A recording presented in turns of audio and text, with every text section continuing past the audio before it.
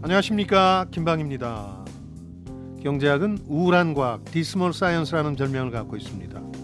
영국의 역사가 겸 작가인 토마스 칼라일이 19세기 중반에 붙인 별명인데요. 대개는 그가 멜더스의 인구론에 자극받아서 쓴 표현이라고 합니다. 인구 증가는 기하급수적인데 식량 공급은 산술급수적으로 늘어난다. 그래서 인류는 끊임없는 가난과 고통에 시달린다는 불길한 예측 말이죠.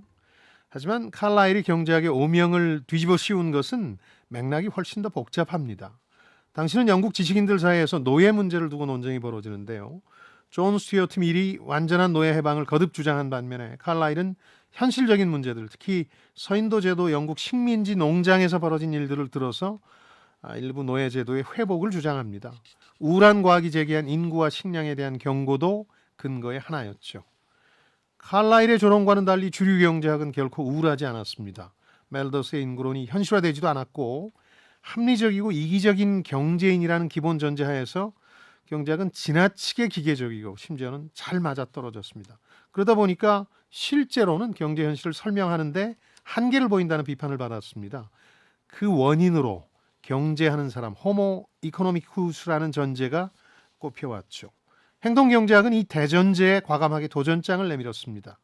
언제나 합리적이거나 이기적이지만은 않은 사람들이 하는 경제활동이라면 당초 경제 현실에서 벌어지는 우울한 일들을 더 잘 이해할 수 있게 해줄지도 모릅니다.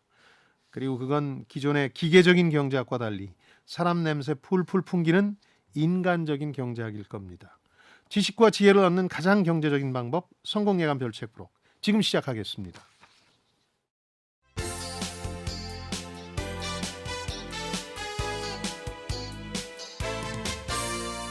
KBS 1라디오 성공예감 김방희입니다.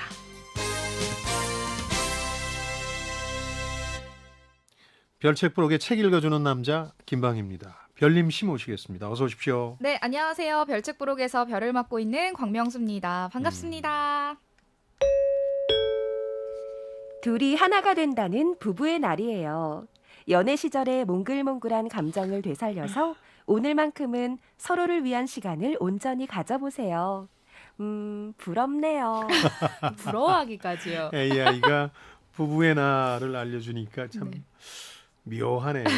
AI가 아직은 감정 문제까지 건드리진 못하는데 네. 나중에 감정을 다루게 되면 AI에도 암컷과 수컷이 생겨나지 않을까요? 좀 무서운데요. 네. 자, 라디오 청취자 여러분 그리고 유튜브 시청자 여러분들이 보내주신 댓글 보죠. 네, 샵 9730 KBS 공 그리고 유튜브를 통해서 많은 의견 주셨습니다. 네, 자신은 꽤 합리적이고 체계적인 사람이라 생각하지만 의외로 잘못된 결과로 이어질 때가 많습니다. 그래서 우리는 늘 비슷한 실수를 하는 것. 마이클 루이스가 쓴 생각에 관한 생각 프로젝트 함께 읽어봤었는데요. 네, 엄혜령님, 예. 심리학자로서 노벨 경제학상을 수상한 사이먼 그리고 카너먼의 이야기, 행동심리학 공부는 했었지만 두 사람의 뒷이야기는 처음 듣네요. 예. 2032번님, 인간의 행동은 논리와 감각적 판단에 의해 결정되는 것 같습니다. 네. 이 둘의 경계를 명확하게 구분하는 것은 힘들다고 생각해요. 사후 판단 작용은 논리가 우세하다고 봅니다. 해주셨는데 지난 시간 저희가 행동 심리학에 대해서 알아봤거든요. 간단하게 한 번 더 설명을 좀 해주시자면. 그러니까 인간의 비합리적인 경제 활동을 탐구하고 이게 심리학에서 시작됐지만 경제학으로 와서 행동 경제학이 된 건데요. 저는 엄혜령님 지적처럼 이 책을 골랐던 이유가 행동 경제학 혹은 뭐 심리학 그러면 막 외워야 되는 것 혹은 이해해야만 하는 것이 되지만 두 사람의 관계를 중심으로 얘기를 풀어나가니까 스토리가 되잖아요. 그래서 기억에 오래 남고 그런 점에서 행동 경제학 특집 1편으로 이 주창자들의 삶과 관계에 네. 관한 걸 오히려 읽자고 했던 거죠. 뭔가 러브 스토리 같기도 하고. 그렇죠. 네. 두 남자의 그 얽히고 우정? 꼬인 네. 우정과 혹은 배신 뭐 이런 것들이 그 학문에 대한 호기심을 더 자극할 수 있기 때문이죠. 네. 자, 손실 회피 성향에 대해서도 저희가 이야기를 나눴었잖아요. 그렇죠. 황근일님, 예전에 동생에게 선물로 상품권을 받았는데 지갑을 소매치기 당했습니다. 네. 그날 다른 분께도 축하금으로 현금 10만 원을 받았는데 네. 저는 지금도 잃어버린 상품권 생각이 납니다. 그렇죠. 해주셨습니다. 이게 바로 손실 회피 성향인데 이득보다 손실이 더 강렬하게 기억에 남고 네. 또 그것에 대해서 후회하지 않으려고 인간들이 노력한다는 거죠. 행동 경제학자들의 그간 연구 결과를 종합하면 대개 손실 회피 성향이 수익 극대화 성향 한 2배 가까이 된다. 네. 그러니까 같은 10만 원을 내가 받은 수익이 있고 잃어버린 10만 원이 있는데 잃어버린 10만 원이 훨씬 더 강렬한 각인이 된다는 거거든요. 그나저나 이분은 동생한테 선물 정말 오랜만에 받았던 거 아닐까요? 그래서 자꾸 상품권 생각이 나는 건 아닌지 하는 생각도 있습니다만 어쨌든 행동 경제학의 결론은 그렇습니다. 네, 그리고 장현주님, 확증 편향으로 번번이 실패했던 주식 투자가 떠오르네요. 예. 그럼에도 또다시 주식을 하게 된다면 또다시 확증 편향에 빠질 것 같습니다. 어떻게 하면 벗어날 수 있을까요? 김영래님, 경제는 불확실성과 심리적 공포감이 많이 좌우하는 경우를 봤습니다. 네. 이번 경제 위기도 견디는 자가 나중에 승리합니다. 해주셨네요. 확증 편향에서 벗어나는 방법은 거듭 말씀드린 2차적 사고, 끊임없는 자기 회의를 해야 됩니다. 내가 이렇게 생각하는데 과연 이게 틀린 것은 아닐지를 계속해서 검증해야 되는데 정작 우리 투자 행위를 가만히 들여다보면 자기 회의는 고사하고 자기 확신도 없이 그냥 주변 사람들의 얘기만 듣잖아요.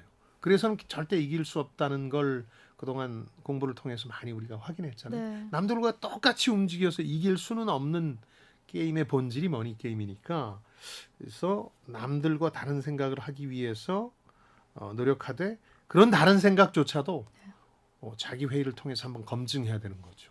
사람들 생각은 이런데 나는 이렇게 믿어. 그러나 그 믿음이 혹시라도 잘못된 건 아닐까 하고 끊임없이 회의해야 되는 거죠. 네. 그리고 지금의 경제 위기라는 표현을 쓰셨는데 경제 위기인지는 모르겠습니다만 어쨌든 자산시장, 증시를 포함해서 많이 거품이 꺼지고 있잖아요. 우리는 바닥을 확인하는 과정이고 미국은 아직 바닥 확인 작업이 마무리된 것 같지는 않거든요. 네. 끝나고 나면 아마 틀림없이 기회가 올 텐데 언제가 끝이냐? 모든 사람들이 단 한 명도 예외 없이 비명을 질러댈 때가 네. 끝이죠. 어렵습니다. 그때까지 좀 기다려 봐야 되나요? 남과 다르게 행동할 용기가 있으신가요? 네, 이게 열심히 중요한 공부하고 거죠. 있으니까요. 네. 네, 또 경험도 많이 해봐야겠죠. 네. 자, 그리고 조성빈님, 야구는 수치 통계도 중요하지만 당시 빌리빈 단장의 야구에 대한 열정과 호기심, 실험적 예측이 다한 거라고 생각합니다. 데이터는 거들 뿐이죠. 해주셨네요. 마이클 루이스가 썼고 생각에 관한 생각 프로젝트의 계기가 됐던 머니볼이라는 책과 에피소드에 대한 얘기인데요. 그러니까 이 세이버 매트릭스라는 게 머니볼의 주인공인 빌리빈 단장이 만든 게 아닙니다. 그 전부터 있었던 건데 네. 이 중에 일부를 차용해서 혁신적 발상과 사고를 한 거죠. 예를 들어서 타자로 치면 가장 많이 프로 야구계에서 거론했던 게 타율, 타점, 홈런 세 가지였는데 빌리빈 단장은 그것만 가지고 선수를 평가하기는 부족하다 그러면서 이른바 OPS라는 걸 도입하죠. 출루율과 장타율을 합친 지표인데 최근에 텔레비전에서 프로야구 중계 보시면 OPS가 다 나와요. 네, 우리나라도. 맞아요. 그러니까 빌리빈 단장의 그런 혁신이 세상을 바꾼 거죠. 지금은 이게 중요한 지표라는 걸 다들 알게 된 거예요. 그러니까 데이터가 중요한 게 아니라 그 데이터를 받아들여서 자신의 것으로 소화할 혁신에 대한 용기가 있느냐 이런 게 중요하겠죠. 이어서 오늘의 주제로 넘어갑니다. 잎풀기 토크. 당하지 말아야지, 속지 말아야지 하면서도 늘 뒤통수 맞는 나는 호구일까요? 네, 인간은 작은 손실을 피하기 위해 큰 손실을 감수하는 어리석은 존재, 상식적이지 않은 인간의 선택을 설명하는 경제학 이야기, 서울대 이준구 교수의 인간의 경제학, 오늘 읽어볼 책인데요. 예. 지난주에 이어서 오늘도 역시 행동경제학 특집입니다. 그런데 이 책을 읽다 보면 행동경제학이 아니라 행태경제학이라고 이야기를 하고 있어요. 조금 다른 표현을 썼죠. 네. 이 책의 특징이기도 하고 이준구 교수는 행태경제학이라는 표현을 고집합니다. 그러니까 심리학에서 태동한 체계적 실수를 하는 인간을 전제로 한 경제학이죠. 경제학으로 어떻게 넘어갔는지 얘기를 지난 시간에 했는데 behavioral economics라고 영어로는 표현하는데요. 번역을 일반적으로 지금 경제학계에서는 행동경제학이라고 번역하는데 네.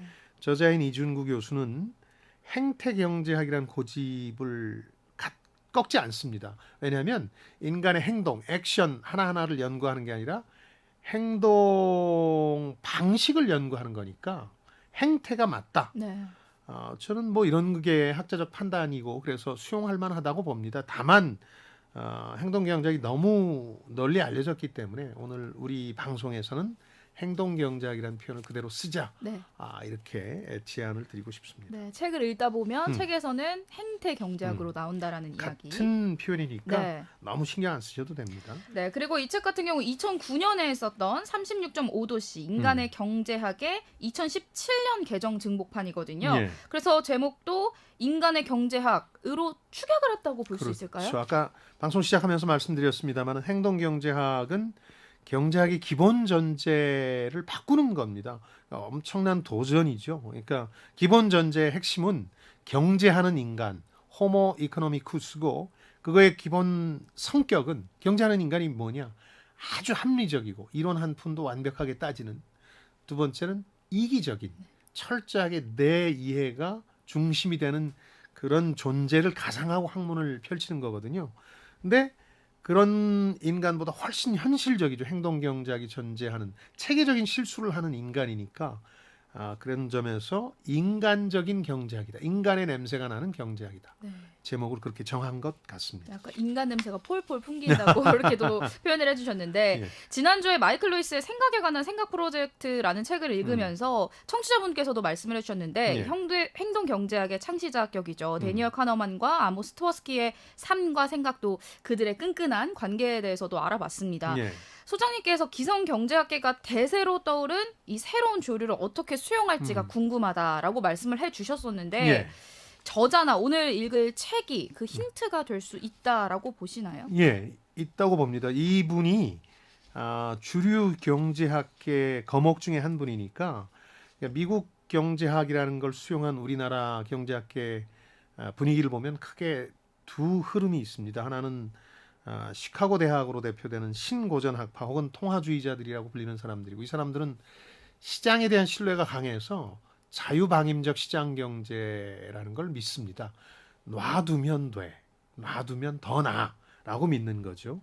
근데 미국의 동북부 아이비리그로 대표되는 명문대 출신들은 케인지안이라고 불리는 정부가 할 역할이 많다라고 여전히 믿는 쪽이거든요. 이 이준구 서울대 경제학과 교수는 후자의 대표 주자격입니다. 정부의 역할을 비교적 이제 신봉하는 분인데 이분이 이 행동경제학을 수용하자고 별도의 교재나 책까지 냈기 때문에 주류 경제학계에서도 좀 혁신적인 분들은 이제 수용해야 된다는 쪽으로 기울고 있는 게 아닌가 이런 반가운 생각을 하게 되거든요. 이 책에 보면 그 저자가 가진 어떤 신념의 일단이 머릿말에 나타나는데 래퍼 곡선이라고 그래서 규제 완화나 감세라는 게 오히려 세금 수입을 늘려주고 경제 활동의 공급 측면을 자극할 수 있다는 유명한 1980년대 미국과 영국을 풍미했던 사조가 지적 사기다.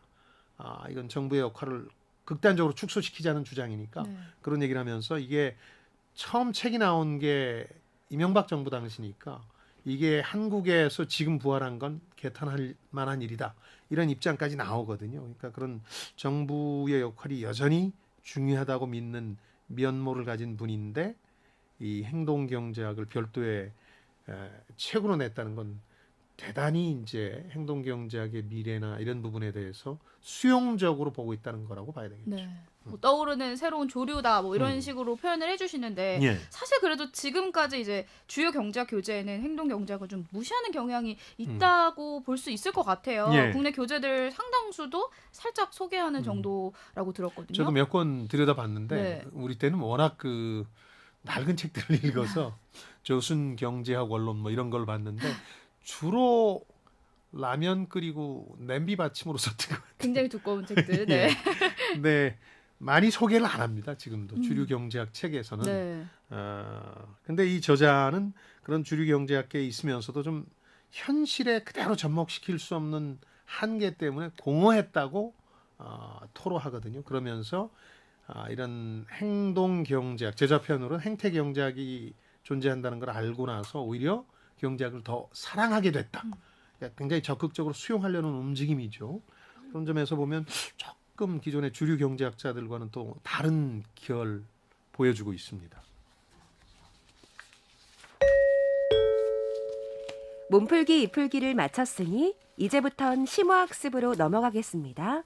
오늘의 책 인간의 경제학 이것이 궁금하다. 키워드를 뽑아볼게요. 첫 번째 키워드 이콘 대 휴먼 시스템 1 대 시스템 2. 그러니까 경제하는 인간 호모 이코노미쿠스는 합리성과 이기성이라는 본성이 대전제가 되는 거죠. 근데 사람들이 정말 그런가? 그런 의문을 이 행동경제학에서는 제기하는 거죠. 경제 활동을 이렇게 정의합니다. 모든 경제학 교재의 초반부에 나오는 거죠. 한정된 자원으로 욕망을 최대한 충족시키려는 활동이다.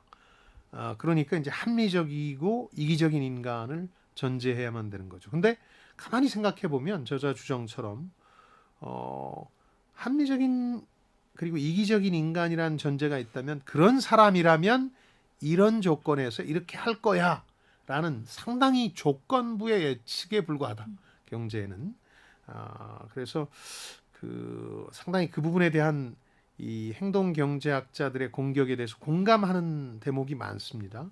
리차드 테일러라고 다니엘 카너만과 아모스 트버스키의 심리학 연구를 경제학으로 들여온 이 사람은 뭐라고 얘기했냐면 경제학의 대전제인 호모 이코노미쿠스에 대해서 아인슈타인처럼 생각할 줄 알고 IBM의 빅블루에 해당하는 기억 용량을 갖고 있고 간디 같은 의지력을 발휘할 수 있다. 실제 그런 존재는 없잖아요. 네. 그런 면에서 상당히 현실적인 인간을 경제 대전제로 해야 된다라고 주장하는 거죠. 그래서 책 속의 내용을 조금 정리를 해보면 예. 경제학이 전제하는 사람은 이콘이라고 하는 거고 휴먼은 현실에 있는 사람을 뜻하는 거죠. 그렇죠. 그걸 구분해 보자는 거예요. 네. 이코노미쿠스를 줄여서 이콘이라고 리차드 테일러가 얘기했고 휴먼은 진짜 사람. 네. 그래서 당장 합리성과 이기심에 대한 어떤 반론으로 저자가 묻는 게 어마어마하게 큰 종이를 50번 딱지 접듯이 접는다 반으로. 그럼 그 높이가 얼마나 될까 하고 상상하게 하면 차분히 앉아서 생각하면 다분히 있습니다. 2의 50승이거든요. 네. 근데 그렇게 하지 않고 사람들은 빌딩 높이쯤 되나? 자동차 높이쯤 되나? 이렇게 생각하기 마련이거든요. 그러니까 합리성이 없는 대답이거든요. 실제로는 지구와 달의 거리보다도 훨씬 더 머니까요. 112만 킬로미터가 넘었던 걸로 제 기억을 하는데 어쨌든 계산기로 계산할 수 있는데 사람들은 그냥 막연히 네. 그래 자동차 높이 정도 될 거야 이렇게 생각하는 거죠. 저 같은 합리적이지 사람? 않은 거죠. 네. 보통 사람들. 또 이기성과 관련해서 당장 버핏이나 게이츠 같은 사람들은 자기 자산의 90% 이상을 죽을 때까지 다 사회에 기부하고 가겠다. 아이들한테는 대학 졸업하고 정상적인 사회생활이 가능한 수준의 돈만 남겨주겠다는 얘기를 하는데 이기적인 인간이 어떻게 그래요? 그런 점에서 경제학의 기본 가정들을 좀 회의를 갖도록 하는 거고요. 네. 카나만은 이걸 시스템 1과 2로 설명을 합니다.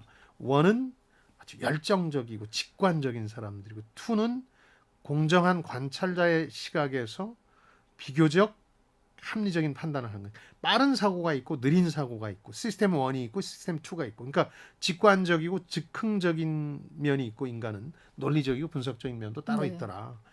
근데 최근에 이 행동 경제학 말고 경제학의 새로운 조류 중에 각광받는 게 진화 경제학이라는 게 있는데 여기에 따르면 왜 사람들이 이렇게 터무니없는 비합리적인 면모를 갖게 됐을까? 라는 얘기를 할 때 그게 생존과 번식에 도움이 되니까 그런 설명을 많이 하거든요. 네. 그래서 여기서 이제 책에도 잠깐 소개하고 있는 흥미로운 가설, 아직은 뭐 정설은 아니고 가설인데 현생 인류를 호모 사피엔스라고 하잖아요.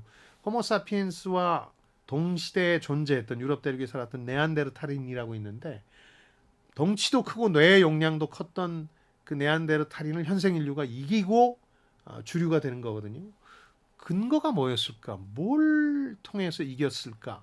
진화 경제학에서는 분업과 교환을 했다. 경제 활동을 했기 때문에 네. 네안데르탈인은 경제 활동의 증거들이 안 나타나는데 고고학적으로 호모사피엔스는 분업하고 남자들이 사냥하러 가고 여성들이 이 가정에서 생활하고 뭐 이런 분업이나 사람들 혹은 부족들끼리 물건을 서로 교환했다는 근거들이 나오거든요. 이게 아마 이긴 게 원인이 아니냐 그런 얘기까지 나올 정도니까 사실은 합리성과 이기성에 대한 부분이 경제활동의 핵심이지만 그게 또 전부는 아닌 셈이죠. 네. 그리고 또 이 책에서는 지난 시간에 다뤘던 그 창시자격이죠. 예. 데니얼 카너만과 아모스 트버스키 외에도 행태 경제학에 기여한 사람들을 언급을 하고 있습니다. 그런데 현대 경제학의 창시자라고 알고 있는 저희 너무나도 유명한 애덤 스미스까지도 거슬러 올라가고 있어요. 그러게요. 이 책에서는 이제 그런 얘기를 하는데 가장 먼저 주목해야 될 건 아까 댓글에 달렸던 그래서 저희 청취자 여러분들이 대단하다고 느끼는데 사이먼이라는 사람 있잖아요. 네. 이 사람이 1978년에 노벨 경제학상을 받은 분인데 이분이 행동경제학의 어떤 시조새라고 할 수도 있습니다. 요즘 표현으로. 그러니까 이 사람은 사람이 그렇게 아주 합리적이진 않다. 그래서 제한된 합리성을 가진 사람이라는 그 가정을 합니다. 네. 그래서 오늘날 무슨 컴퓨터라든가 경제적 활동에 대한 재해석을 하는데 바탕이 됐다고 얘기하는 허버트 사이먼이라는 사람이 있는데 이 사람도 어떻게 보면 행동경제학에 기여했다. 사람들은 완벽하게 합리적이지 않다. 제한된 합리성을 가지고 있을 뿐이다. 네. 그래서 지금 와서 해석하면 그 당시에는 행동경제학 이런 표현들이 없었습니다만 허버트 사이먼이 행동경제학에 밑밥을 깔았다 정도는 해줄 수 있는 게 아니냐 이런 생각이 드는 거죠. 시조새까지도 이야기가 나왔었는데 예.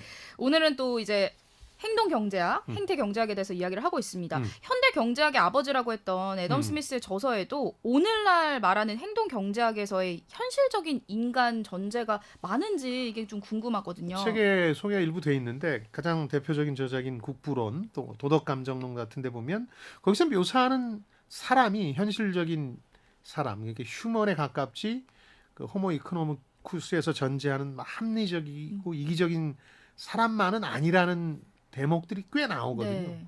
근데 그 후에 경제학이 왜 그렇게 합리성과 이기성을 극단적으로까지 전제하게 되느냐? 그러니까 학문으로 만들다 보니까 그리고 그걸 수리 모델로 만들어야 되니까 그게 편한 거예요. 그래서 전에도 한번 설명드렸습니다만 많은 경제학에 다른 조건이 동일하다면 하는 표현이 등장한 네. 게 현실을 설명할 수 없으니까 아주 합리적이고 이기적인 존재를 상정해놓고 수리적으로 이 사람이라면 이렇게 할 것이다 라고 이제 보게 된 거죠. 아담 스미스는 오히려 그걸 주장하지는 않았고 현실적인 인간들을 얘기했던 건데 오히려 그 후에 학문이 기계적이 된 면이 있다고 볼 수 있는 거죠. 이어서 다음 키워드 뽑아볼게요. 두 번째 키워드, 휴리스틱. 지난주 책에서 어림짐작이라고 번역했던 네. 휴리스틱. 그러니까 모든 걸 다 따져보고 행동하는 데는 상당한 비용이 들죠. 시간도 걸리고 심적 비용도 들죠. 그래서 그냥 막연하게 머리에 떠오르는 것 중심으로 판단하고 결정하는 건데 여기 대표적인 문제 하나가 배트하고 공 세트가 있는데 합쳐서 $1 10센트입니다. 배트는 공보다 $1가 비쌉니다. 그러면 배트 가격이 얼마냐 하는 문제인데 그냥 $1가 머리에 떠올라요. 네. 그러나 $1면 안 돼요. 왜냐하면 합쳐서 $1 10센트니까 일종의 연립방 정식을 만들어야 되거든요. $1 5센트라야 $1가 비싸질 수 있잖아요. 근데 사람들은 머릿속에 그냥 $1를 생각하고 이걸 답이라고 생각하고 떠오르는 대로. 그게 전문가나 지식인이라는 사람조차도 시스템 1에 입각해서 그런 답을 할 때가 많다는 거예요. 물론 방정식을 세워서 풀어보면 답은 나와요. 근데 그렇게 하려면 시간이 걸리니까 가장 대표적인 휴리스틱으로 데니얼 카네만하고 아모스 트버스키라는 사람이 3-4가지 정도를 내세웠는데 그 후에 이게 아주 세분화되고 더 많이 이제 발굴되긴 합니다. 행동경제학 분야에서. 대표적인 게 대표성 휴리스틱이라는 겁니다. 어떤 사람에 대한 묘사가 특정 직업에 대한 특성과 결부되면 그렇게 믿어버리는 거예요. 예를 들어서 아주 성격이 깐깐하고 아주 구체적인 걸 잘 따지는 사람 그러면 그 사람이 은행원 혹은 세무사, 회계사 라고 믿어버리는 거. 실제 안 그런 경우가 훨씬 더 많을 수도 있는데. 그 부분만 보고. 그렇죠. 네. 대표성에 입각해서 어림짐작을 하기 때문에 그렇다는 거죠. 지금 대표성 휴리스틱에 대해서 말씀을 해주셨는데 예. 본문에 가용성 휴리스틱이라고도 나오고 있어요. 예. 이 부분도 좀 설명을 해주시죠. 가용성. 그러니까 내가 당장 머리에 떠올릴 수 있는 기억에 의존해서 어림짐작을 하는데요.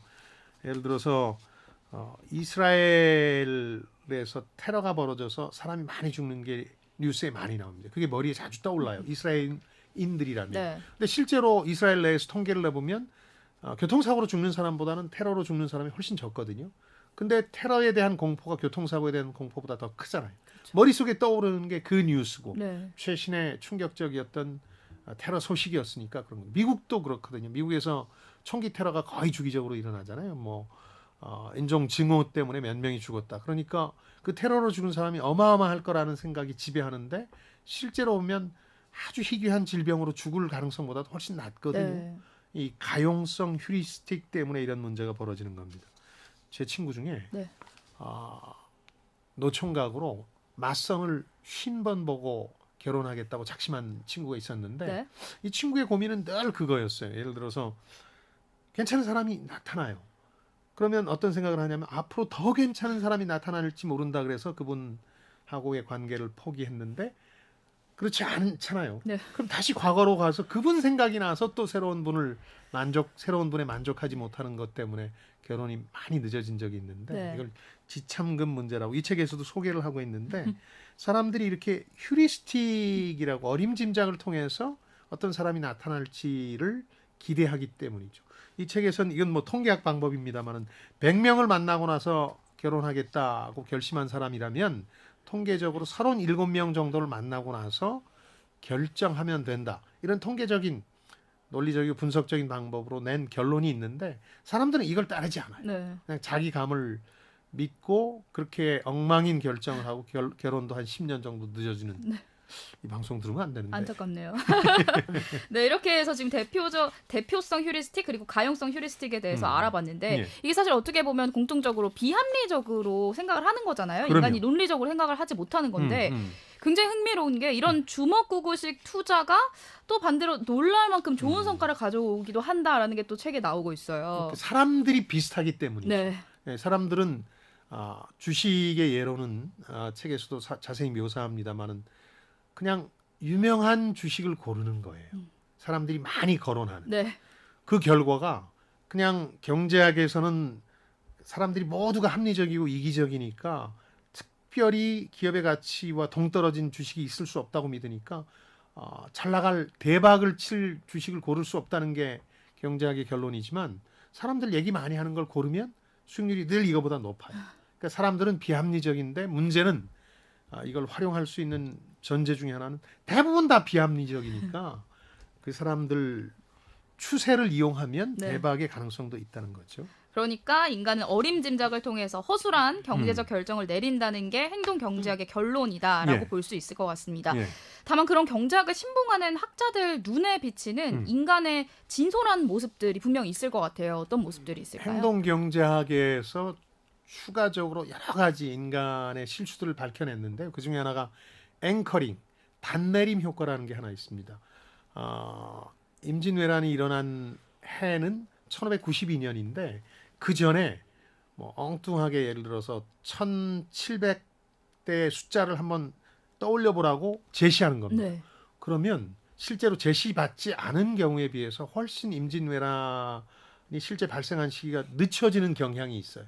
왜냐하면 1700이라는 숫자가 닻을 내린 기준점이 돼버리고 기준점 설정이 돼버리기 때문에 그런 것도 있고 또 손실 깊이 성향은 우리가 이미 얘기를 했던 거고 골프를 할 때 버디를 이루려고 할 때보다 보기가 나오지 않게 그러니까 파를 달성하려고 할 때 훨씬 집중력이 높아지는데 그 이유는 버디는 수익이죠 나한테 대단한 걸 이룬 거긴 하지만 보기로 내가 큰 손해 망신을 당하는 것보다는 효과가 적은 거죠. 네. 그러니까 보기를 하지 않으려고 훨씬 더 집중한다. 이런 것들이 손실 깊이 성향의 예로 돼 있고 프레이밍이라고 우리가 몇 차례 얘기했던 책도 읽었던 틀짜기 효과라는 것도 있고요.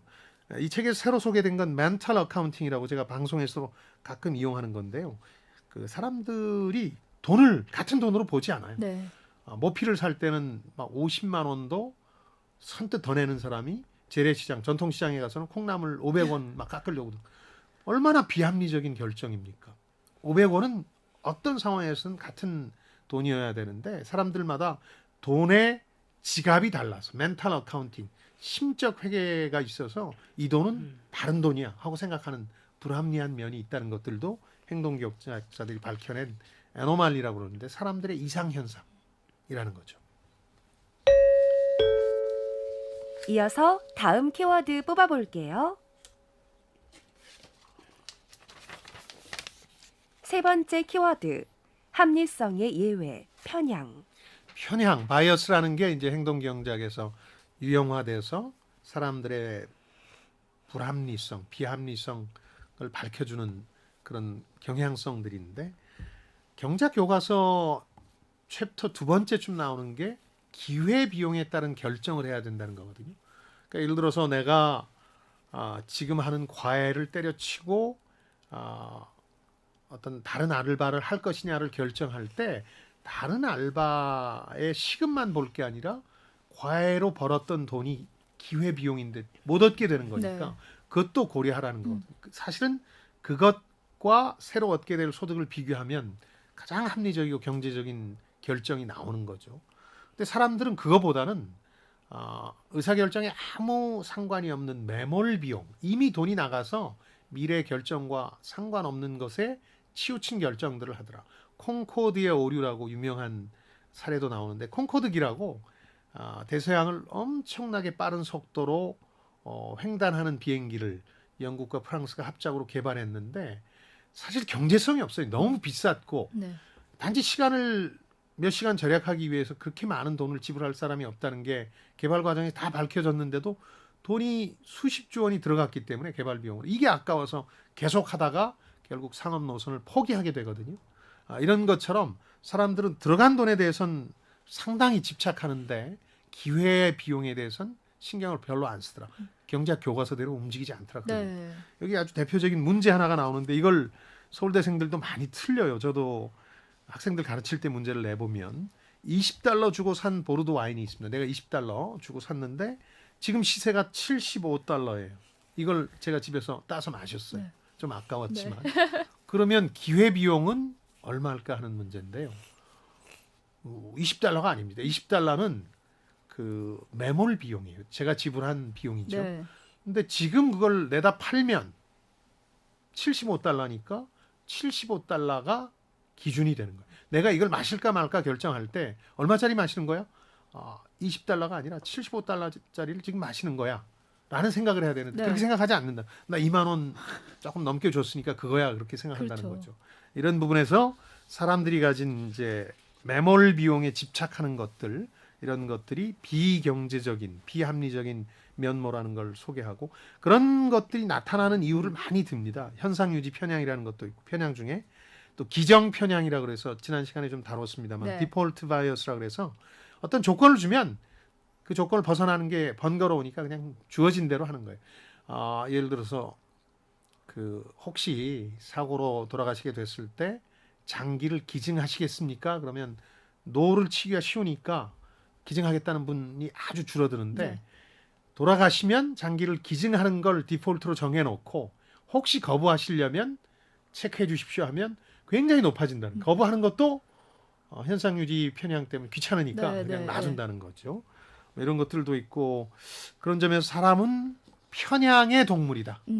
비합리적이다. 그런 얘기를 하는 거죠. 이렇게 하면서 기회 비용과 매몰 비용에 대해서 설명을 해주셨는데 그렇다면 투자에 있어서 기회 비용과 매몰 비용을 좀 구분을 해보자면 어떤 게 있을지. 제가 이 손절매와 관련된 건데요. 네. 권명수 씨한테 몇 차례 얘기했는데 처음에 들어간 원금, 투자금 네. 이게 매몰 비용이에요. 그런데 내가 사고 팔 때 네. 판단해야 될 근거가 되는 기회 비용은 앞으로 오를 것이냐가 유일한 것이 돼야 돼요. 네. 내가 본전 생각 때문에 못 팔겠다.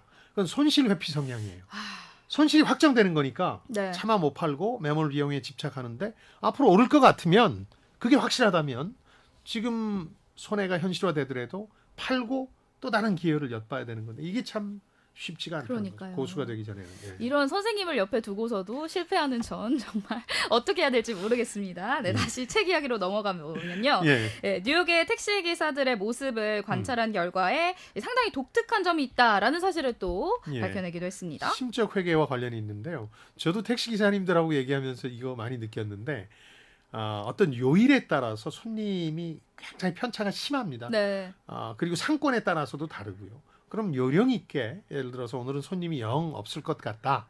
월요일인데 그러면 일찌감치들 퇴근하시고 뭐 회식 같은 걸 안 하니까 네, 네. 그날 일찍 들어가고 수입이 좀 적더라도 다음날 혹은 금요일 손님이 많을 때 부지런히 늦게까지 일하는 게 훨씬 수입 면에선 좋을 것 같은데 뉴욕 택시 운전사들 행태를 쭉 관찰해 보니까 일정한 시간까지 근무하고 퇴근을 안 하더라는 겁니다. 그리고 수입이 많은 날도 일정한 시간이 되면 퇴근하고 왜 그럴까를 생각해 봤더니 그날의 어떤 목표 금액, 일일 소득 예상 이걸 기준으로 생각하는 거예요. 네. 그러니까 예를 들어서 오늘 내가 15만 원을 벌어야 된다고 생각하면 손님이 없더라도 그걸 채울 때까지 계속 근무를 하고 또 15만 원을 채우면 그 이상 벌 수 있는 것 같은데도 대개 퇴근하시더라는 거죠. 그게 아까 얘기한 심적 회계와 관련되는 거고요. 뭐 그것 말고도 편향들이 많습니다. 예를 들어서 미운 놈, 뭐 주는 거 없이 미운 놈이라는 표현이 우리나라에 있는데 그런 경우는 감정이 판단을 앞서는 거죠. 그래서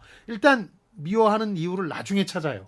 미워하고 보고 네, 네. 그런 것들도 있고 또 사후학심 편향이라는 건 제가 늘 이제 드리는 말씀인데 정답지 보고 나면 그 문제를 알았던 것처럼 느껴지는데 실제로는 전혀 같은 문제가 나와도 못 풀어요. 이런 게 사후인지 편향 또 자기 위주 편향이라는 것도 있는데 흡연이 몸에 나쁜 걸 흡연자들이 모를까요? 다 압니다. 다 알죠. 근데 어떻게 생각하냐면 뭐 여러 가지로 자기 합리화를 하는데 난 아닐 거야. 담배 많이 피고 오래 산 사람 많이 봤는데 그리고 야 담배 안 피고 스트레스 받느니 피고 스트레스 푸는 게 나아. 뭐 이런 식의 또 이런 분들도 계시더라고요. 저는 술은 안 마시니까 괜찮아요. 그렇죠. 이런 분들도 계시더라고요. 이게 흡연이 해로운데 아무런 그 상관관계가 없는 네. 것들을 들이대는 거죠. 비합리적인 거죠. 예.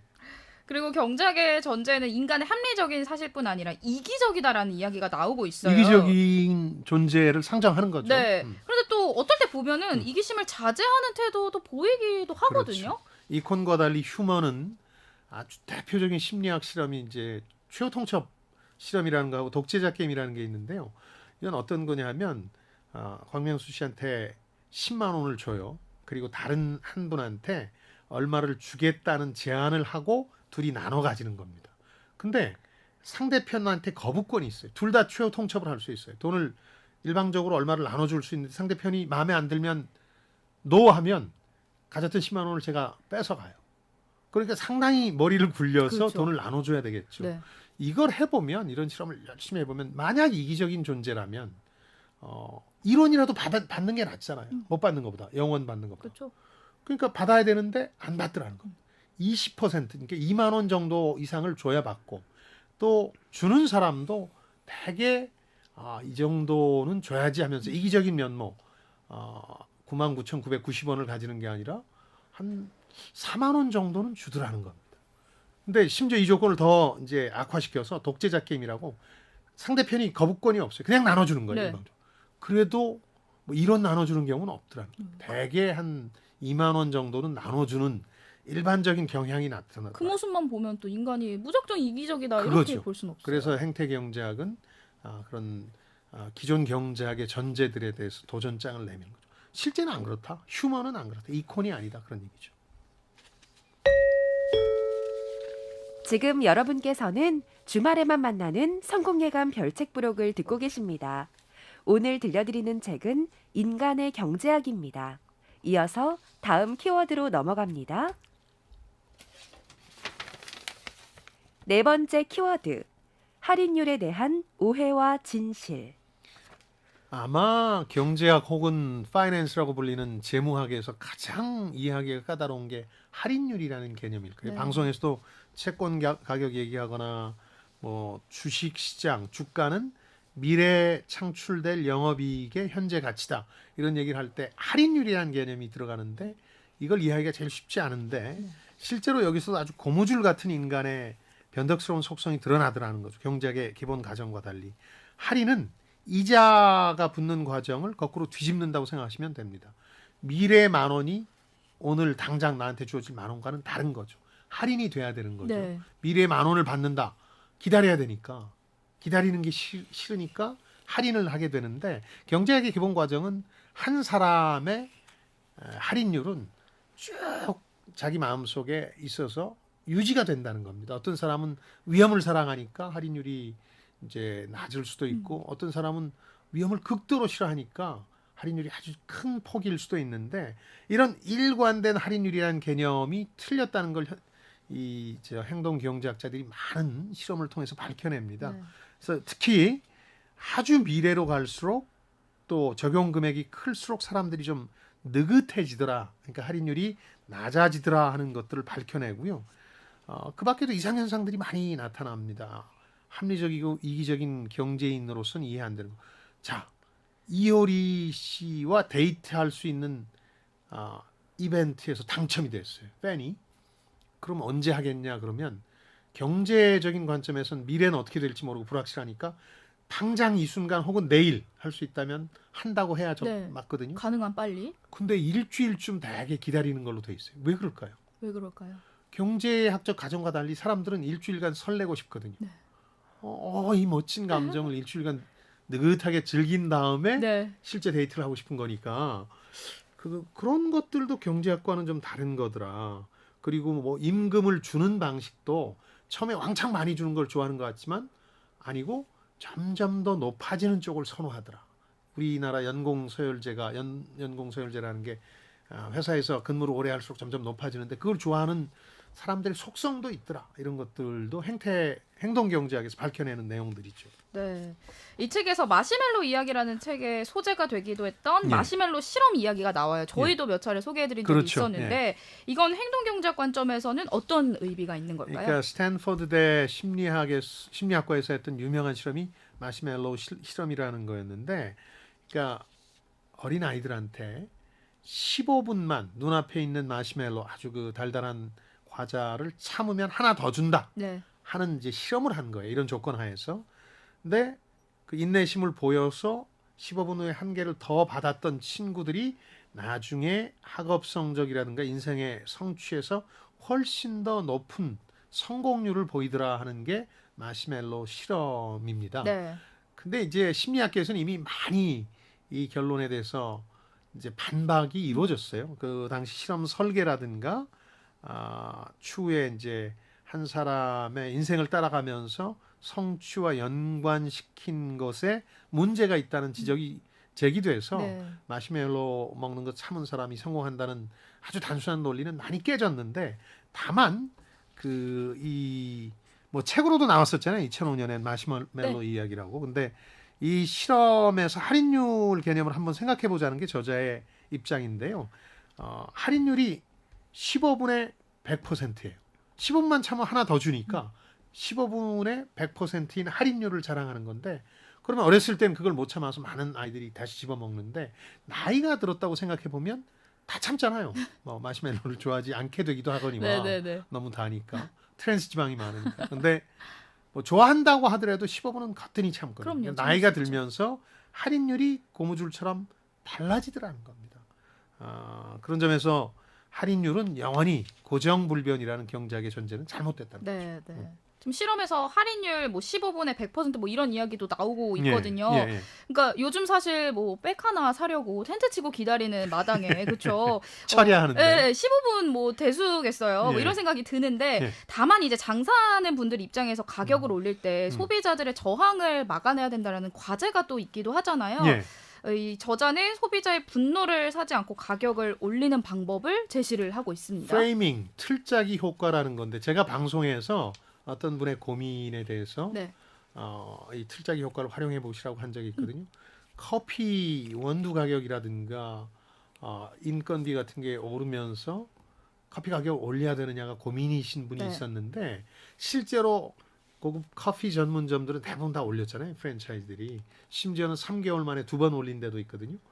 그러니까 틀짜기를 이렇게 하는 겁니다. 저희 가게는 500원을 올립니다. 이렇게 하면 저항에 부딪히겠죠. 그렇죠. 어이씨, 왜 이렇게 올려? 이럴 텐데 이렇게 표현해 보는 거죠.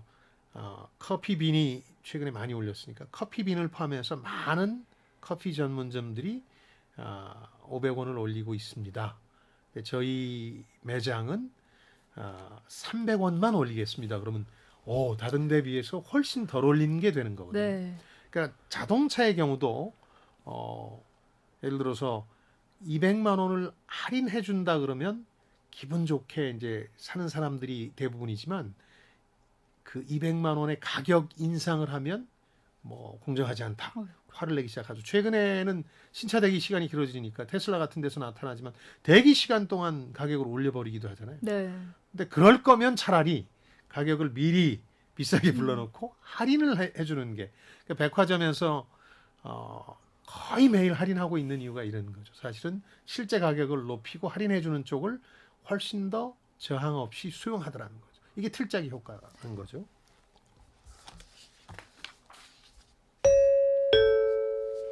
이어서 다음 키워드 뽑아볼게요. 마지막 키워드, 효율적 시장 이론과 대박 신화. 효율적 시장 이론이라고 EMH라고 부릅니다만 이거는 정말 합리적인 인간을 전제로 할 때 사람들은 거의 모든 정보를 다 수용해서 이걸 주가에 반영시킨다.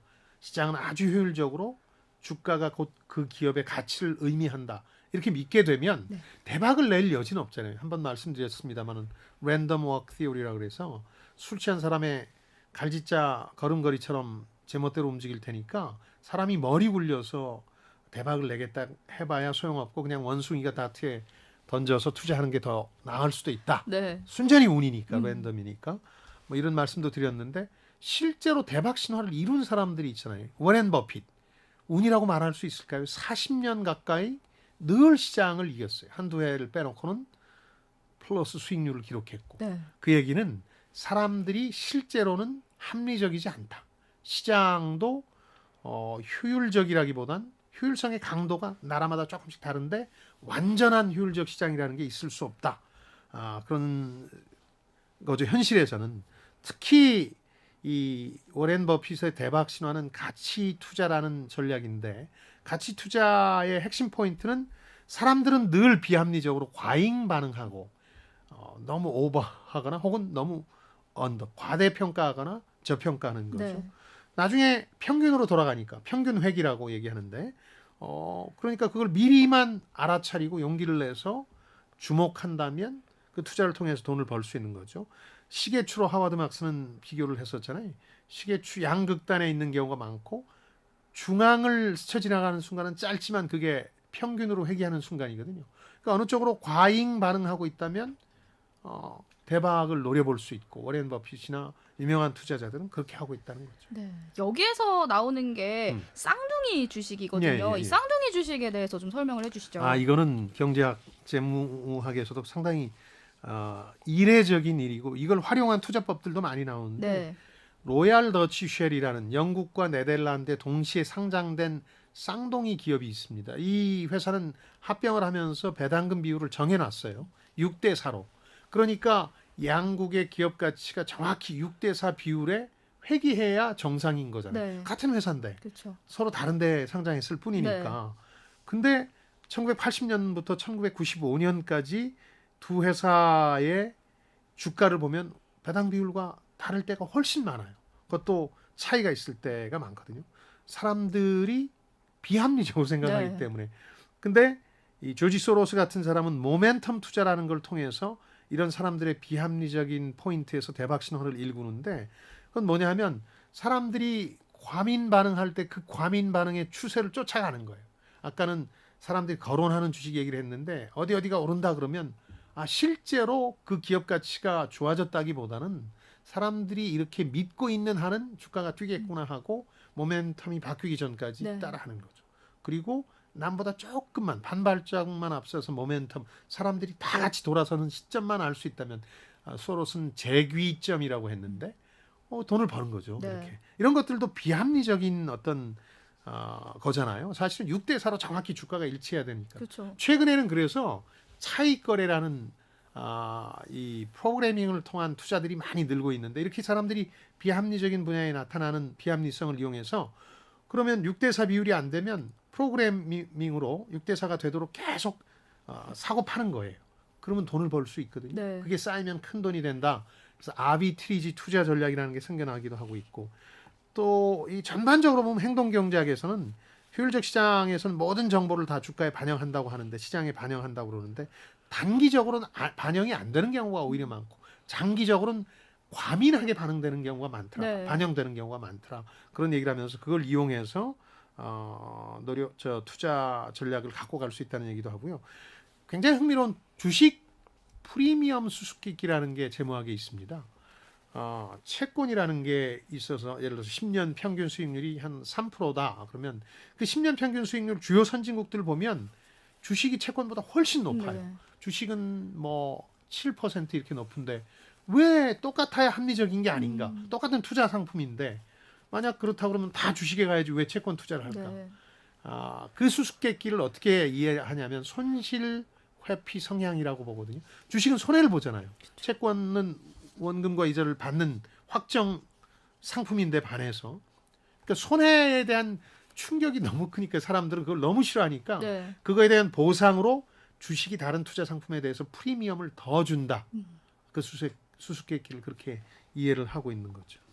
이 책을 쓸 때만 해도 행동 경제학에서 노벨 경제학상 수상자가 한 명만 나왔었거든요. 애니얼 카너만 예. 하나였죠. 그 이후에 이제 한 명이 더 배출이 된 예, 거죠. 행동 경제학이 경제 정책에 미친 영향이 갈수록 커질 것 같은데 어떻게 생각하시나요? 그렇죠. 그러니까 그 2018년에 리처드 테일러가 받았을 때 이미 경제학으로 들어와서 한 분파가 됐고 실제 현장에서 굉장히 많이 쓰여요. 네. 영국의 그 데이비드 캐머런 총리 시절에는 행동 통찰력 팀이라고 Behavioral Insight 팀이라는 걸 만들어서 세금 납부율을 어떻게 높일 것이냐, 또 기부를 어떻게 더 장려할 것이냐, 의사들, 약사들 처방전 관련 실수를 어떻게 줄일 것이냐 이런데 많이 활용하고 네. 오바마 행정부에서도 SBST라고 사회행동과학팀을 백악관에 따로 구성해서 이런 행동과학적인 원리들을 현장에 활용하려는 넛쥐라고 알려진 리처드 테일러가 얘기한 넛쥐를 하기 위해서 다양한 정책적 시사점들을 얻으려고 하고 있죠. 그러니까 주류 경제학에서 경제학 교재에 안 넣을지 모르지만 요즘 경제 현장에서는 넛쥐, 이 행동 경제학의 연구 결과물들을 활용하는 예가 점점 더 쌓여가고 있는 거죠. 더 그래서 강력해질 거예요. 네. AI가 선정한 심쿵 한방.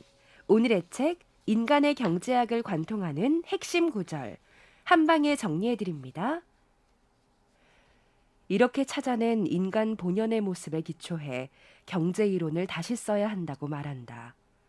그렇기 때문에 행태경제학에서는 인간의 채취가 물씬 풍긴다.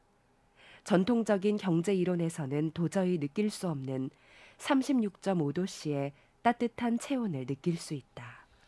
행동경제학 관련 책이 그 대형 서점에 가보시면 굉장히 많습니다. 네. 뭐 수십 권이 돼가지고. 저희도 많이 읽었고요. 네. 그렇죠. 이걸 추천하기가 참 쉽지는 않은데요. 쉬운 책도 있고 아주 어려운 책까지 있고 저자도 이 학문을 만들어낸 사람들서부터 다른 경제학자들이 이 학문을 소개하는 것까지 다양한데 저희가 두 차례에 걸쳐서 소개한 책은 마이클 루이스의 논픽션 생각에 관한 생각 프로젝트. 이거는 이제 어떻게 이 분야가 생겨났나 그리고 주역들은 어떤 삶을 살았나 그러니까 이 분야에 대한 호기심을 자극하는 부분이고요. 네. 이 새롭게 떠오른 대세 경제학 조류에 대해서 비교적 일상의 풍부한 사례를 통해서 이해하기 쉽게 소개하는 책으로는 이준구 교수의 이 책, 이 두 권을 읽으시면 네. 대개는 어느 정도 윤곽을 잡고 이해도가 높아질 거라고 봅니다. 다음 주 책이 도착했습니다. 네, 계획대로 해내지 못하면 죄책감에 시달리는 이들을 위한 변론서이자 치유서, 사회심리학자 데번 프라이스가 쓴 게으르다는 착각 다음 시간에 읽어보도록 하겠습니다. 네, 저 책을 읽고 싶은 이유 중에 하나는 제가 평상시에 늘 게으르다는 생각에서 생각을 떨쳐버릴 수가 없어서 소장님께서 그렇게 생각하신다면 저는 한 10번은 읽어봐야겠네요. 이게 심리적인 어떤 현상인지 흥미롭게 읽을 수 있을 것 같습니다. 한층 더 강한 지적 게임으로 돌아올 성공 예감 별책 부록 다음 주에도 기대해 주시고요. 네, 유튜브 별책 부록과 김방인 TV 그리고 팟빵을 통해서도 다시 들으실 수 있습니다. 댓글이나 의견 많이 남겨주세요. 네, 책을 통해 세대 간 소통과 공감을 나누는 시간입니다. 성공 예감 별책 부록 저희는 다음 주말에 다시 찾아뵙겠습니다. 별의별 이야기를 책을 통해 나누는 별책 부록 다음 주에 만나요.